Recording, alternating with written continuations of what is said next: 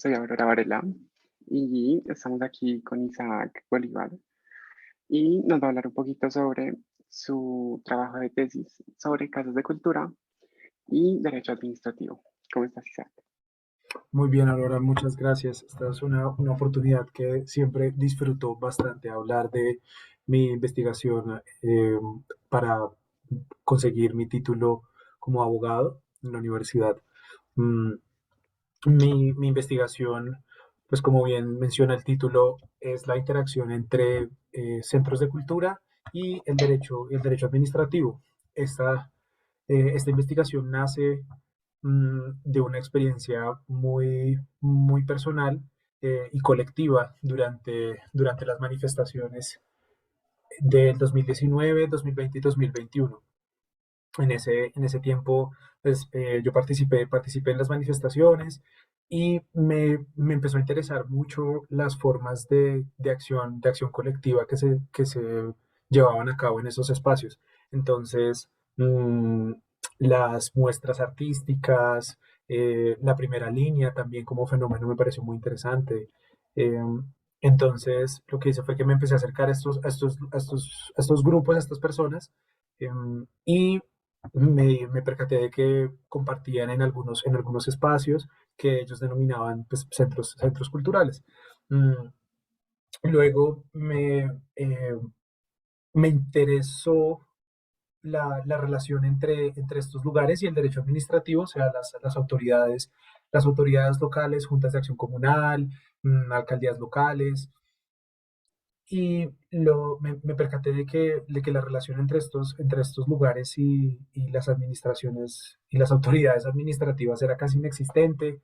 Mm, Entonces ahí tuve que como reformular la investigación y me pregunté entonces por la cultura y por cómo estos distintos actores del sector estaban entendiendo la cultura, dado que eh, es un término que se utiliza bastante y que tiene acepciones muy distintas.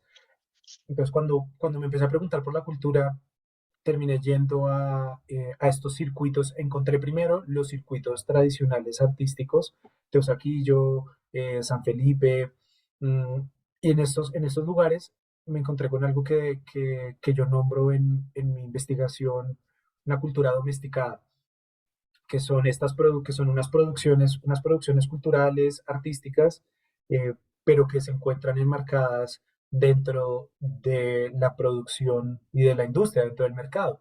Mm, Entonces ahí me di cuenta de que eso no es lo que me interesaba. A mí no me interesan las galerías y los artistas, sino nuevamente la acción colectiva. Y pues ahí en eso no hay necesariamente acción colectiva en las galerías, en esos circuitos. Entonces me fui hacia el otro lado de la ciudad, hacia el sur, y en el sur, más específicamente en la localidad de Rafael Uribe Uribe, empecé a compartir con un centro cultural, una corporación cultural, como se llaman ellos, que se llama Contravía, y ahí me percaté de que tenían una noción de cultura mucho más amplia. La noción de cultura con la que ellos operaban incluía clases de lectoescritura para adultos y niños, incluía clases de jardinería y compostaje, incluían clases de música para niños, para adultos. Entonces era una noción de cultura mucho más amplia y relacionada necesariamente con la comunidad en la cual se estaban prestando estos servicios. Mm, entonces, esa distinción entre cómo entendemos la cultura y los servicios culturales que se desprenden de esas nociones me pareció muy interesante. Me encanta, súper interesante. Yo te tengo unas preguntas entonces. Por favor. Em, bueno, estabas hablando ahorita sobre las casas de la cultura que llamas.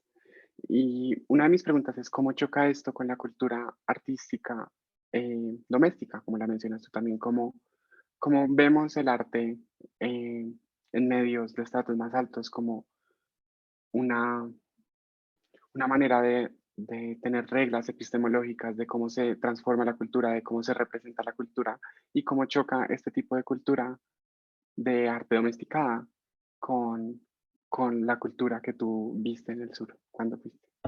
Sí, sí, no, la relación entre esos dos tipos de cultura es dialéctica porque está constantemente en choque y se relacionan y hacen referencias entre sí constantes. Entonces, pues la cultura domesticada no se considera a sí misma como cultura domesticada, sino como una manifestación de las bellas artes, de esta cultura general, humana, esta gran obra a la que hemos llegado como especie, mm, mientras que la cultura no domesticada se esfuerza por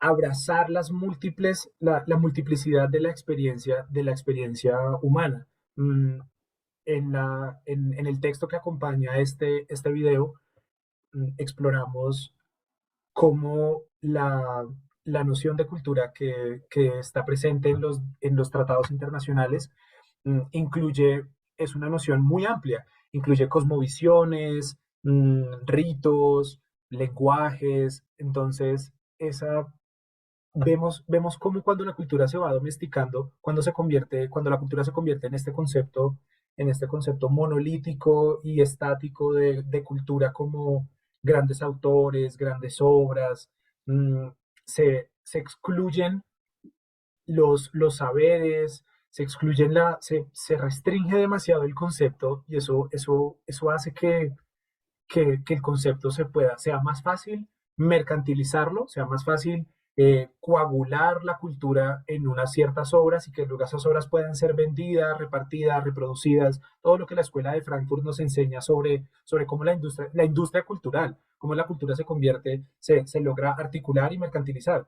Mm, entonces la cultura no domesticada está en constante tensión con esas formas de reproducir la cultura.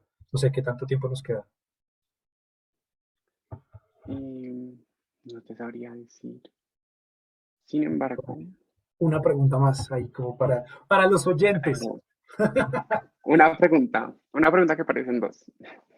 Entonces, te quería preguntar, ¿cómo, cómo es que cómo es que este tipo de cultura sí abarca todas las multiplicidades de la experiencia humana, de todas sus maneras, de todas sus formas, así no sean en el mismo idioma, como con las comunidades indígenas, y su relación con, con cómo se maneja eso, si no fuera con este tipo de cultura, sino con el Estado o con la cultura domesticada?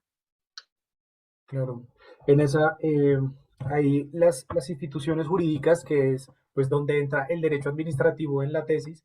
Mm, yo identifico en la Corte Constitucional de Colombia un, un actor que produce sentido para el sector. Entonces, la Corte Constitucional interpreta la cultura en, de una forma bastante dicotómica. Identifica las culturas minoritarias y la cultura occidental mayoritaria. Pero esa creación estoy profundamente en desacuerdo con esa forma de dividir la cultura, mm, porque entonces son dos minorías las que están controlando las acepciones. Por un lado, las minorías entonces entendidas como los pueblos indígenas, pueblos afro, eh, y por el otro lado, la, la cultura domesticada como mercantilización. Entonces esos dos polos están creando y perpetuando estos sentidos de la cultura como algo o necesariamente que se tiene que comprar o como algo que se debe defender, que se tiene que cuidar, como son como las culturas minoritarias. Yo en ninguna forma estoy en desacuerdo con que se tengan estoy de acuerdo con que esas culturas se tienen Ah, que proteger, pero, pero así la no, acepción tiene que expandirse, el concepto tiene que expandirse ah, para comprender nuevas formas de cultura. Mm, sí, no, y además así le estamos, pues estamos entendiendo que existe una autoridad que puede dividir culturas y subculturas en vez de entenderla el espectro completo de lo que significa la cultura. Total. Pero bueno, no. Sí, Igual muchas gracias por estar aquí y bueno, no, espero nos veamos pronto. Muchas vale. gracias. Muchas gracias, Aura. Hasta luego. Chao.